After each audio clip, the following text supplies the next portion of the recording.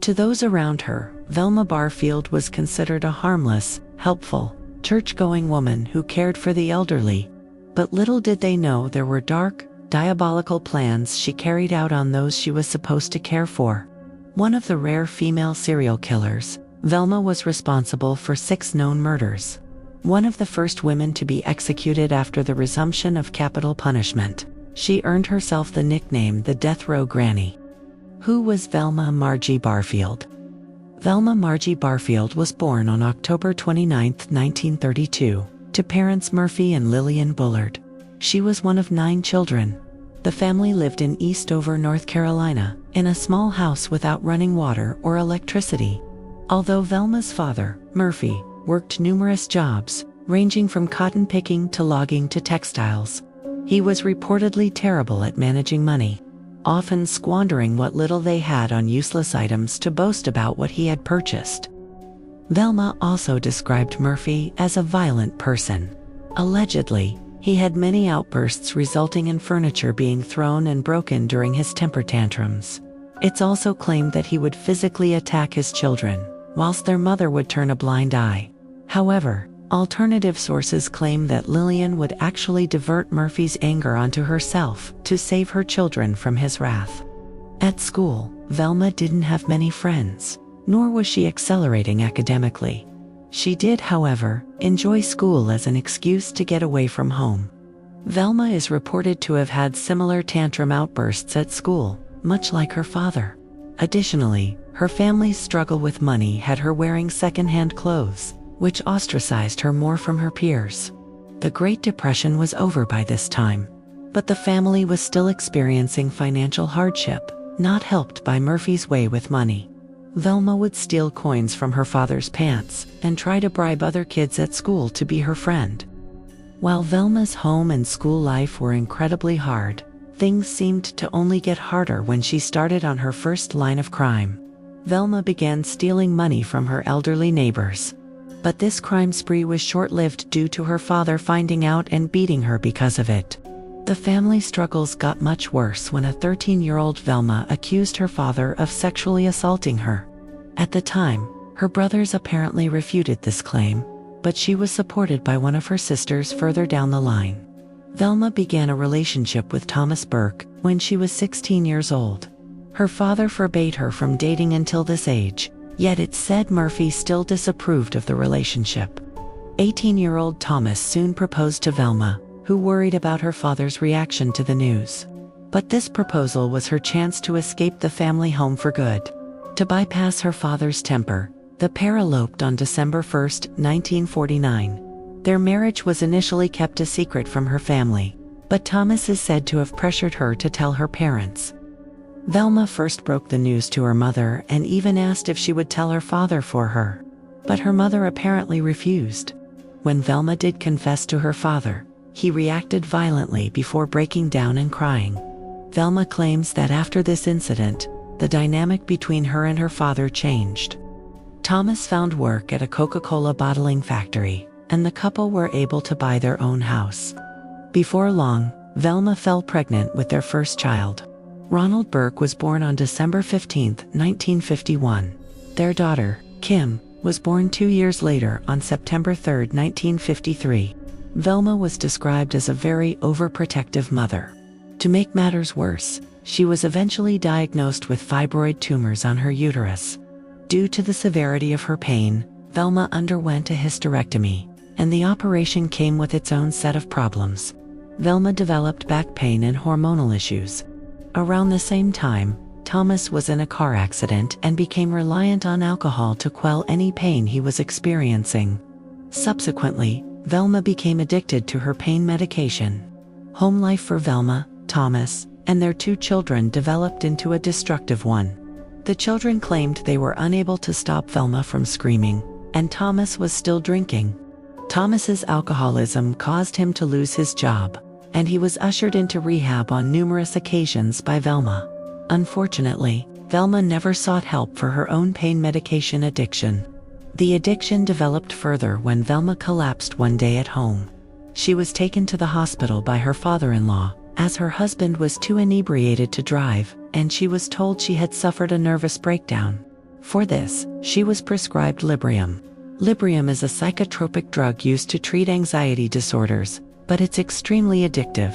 Velma would frequent multiple doctors to gain multiple prescriptions for the drug so she could get tablets from various sources. At the same time, Thomas was also experiencing strange behavior. Thomas would take himself to the garage, sit in the car, and rev the engine.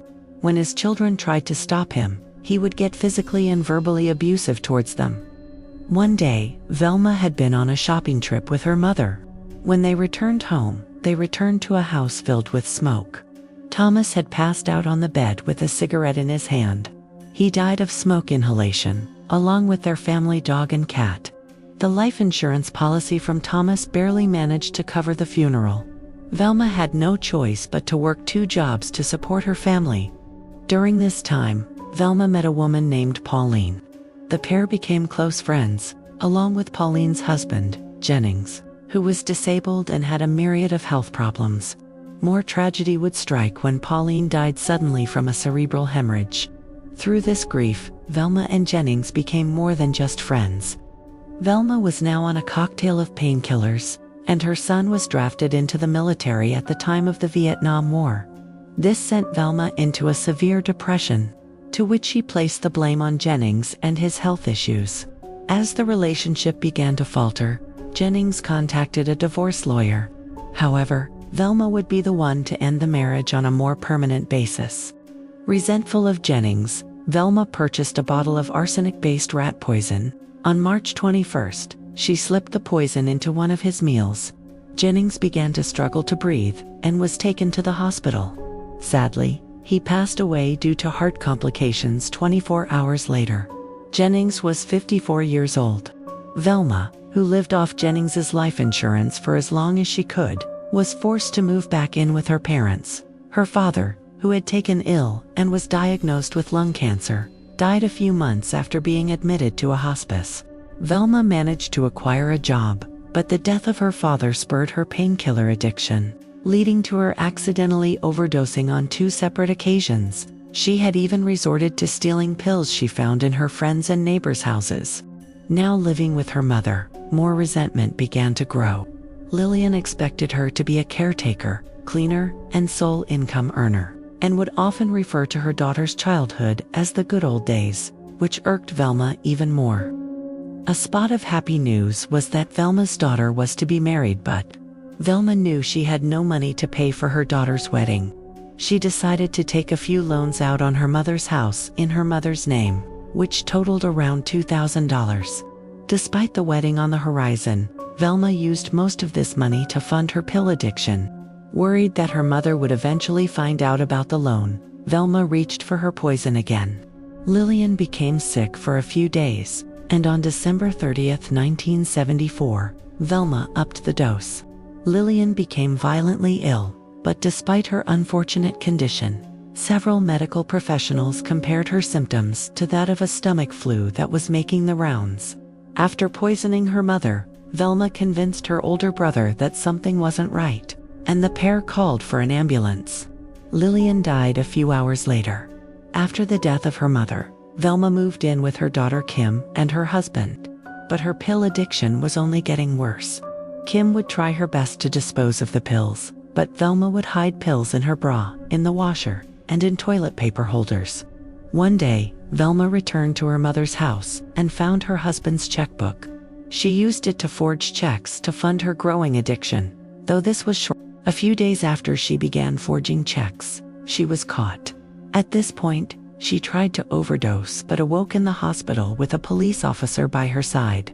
Velma was sent to North Carolina's Correctional Center for Women and served only 4 months before being released. Kim was now pregnant with her first child and did not allow her mother to move back in with her. To support herself and her pill addiction, Velma began to arrange in-home care jobs for herself where she would live with those who had paid for her to care for them. The first elderly couple she worked for was 94-year-old Montgomery and his 84-year-old wife, Dolly. Dolly was a cancer survivor, and Montgomery was blind and had lost his legs to diabetes. Velma and Dolly would argue a lot. Velma claimed Dolly treated her just like her mother did, complaining about her work until she wanted to scream. Montgomery fell ill and passed away on January 29, 1977, but is said to have died of natural causes. It was then only a few months later, in March, that Dolly seemed to be showing the same signs of illness that Montgomery showed before he passed away. Dolly experienced excruciating pain, diarrhea, and vomiting as Velma sat by and did nothing to help her. Dolly died the following day. The next victims of Velma's were Record Lee, who had broken her leg, and her husband, John Henry Lee. Velma found the couple irritating and had often fantasized about screaming and hitting the couple, but knew she couldn't, as she needed her job to fund her pill addiction. She soon resorted to using John's checkbook to pay for her painkillers. The couple became aware of the money leaving their bank after seeing one of their bank statements, yet they did not believe their carer. A God-fearing woman would steal from them, and the mystery was not pursued. John had been in good health and had even been able to help around the house. When he became ill, he was taken to the hospital with symptoms of stomach pains, diarrhea, and chest pains, and was sent home with a diagnosis of the stomach flu. Velma continued to slowly poison John in order to make it look like he had become ill over time, setting it up so his death would not seem so out of the blue. After a month of recurring stomach problems and vomiting, John passed away on June 4, 1977. Velma's final victim was Roland Stewart Taylor, Dolly's nephew. Roland, who went by Stewart, was not spoken highly of by Dolly, which is one of the reasons Velma disliked her, as she'd taken a romantic interest in Stewart. Stewart had come to see Velma and check how she was doing after the death of John. It didn't take long before Velma and Stewart struck up a relationship. Velma continued to care for Record, but eventually quit this role and began a new one at a nursing home as a nurse's aide. This job offered her more money, and she was able to buy herself a trailer home. The relationship between Velma and Stewart began to falter as Velma disliked his penchant to disappear for weeks at a time. Eventually, she found out Stewart had a drinking problem and would go on huge benders. But Velma had a new trick up her sleeve. The police were called to Velma's trailer after a friend found her bound with duct tape and tied to her bed with a towel secured over her head.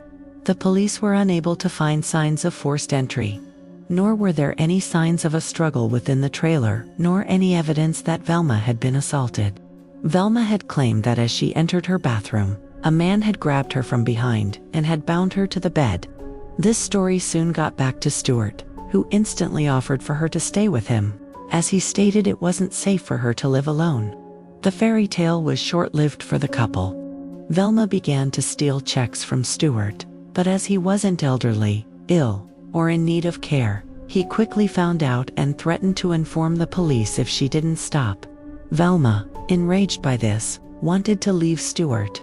She attempted to move in with her son, Ronald, but he and his pregnant wife did not want Velma and her drug addiction to come into their home. Upset and angry, Velma returned to Stewart, and again, began to steal checks from him. Assuming his earlier threats to go to the police were simply that, just threats. However, when Stewart found out she was stealing from him again, he stood by his decision to go to the police, except he never made it to the station. At a church service, Stewart became incredibly ill and was taken to the hospital.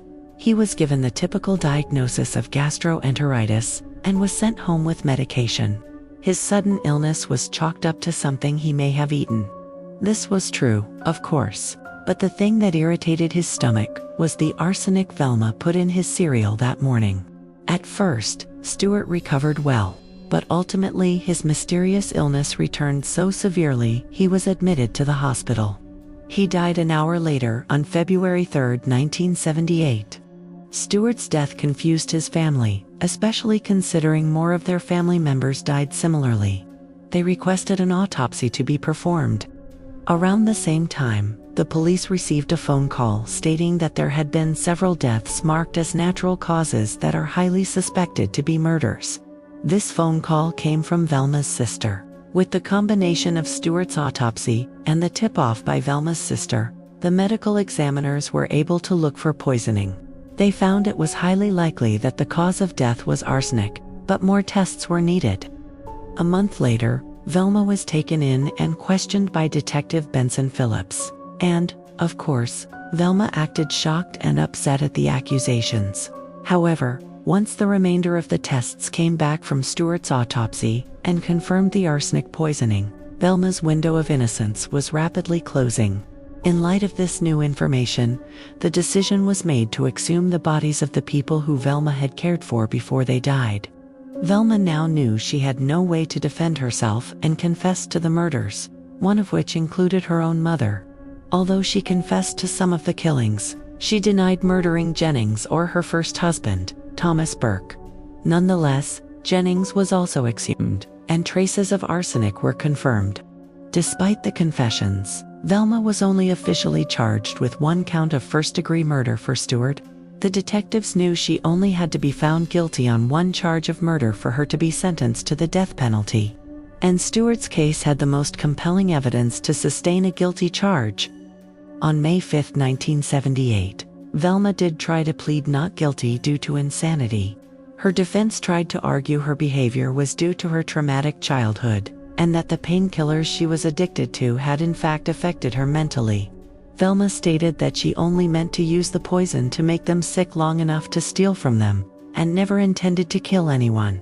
The jury deliberated for only an hour before announcing their verdict. Velma was found guilty of the first-degree murder of Roland Stewart Taylor, and this guilty charge secured the death penalty. Velma did not try to appeal her sentence or punishment, and stated she was ready to meet God.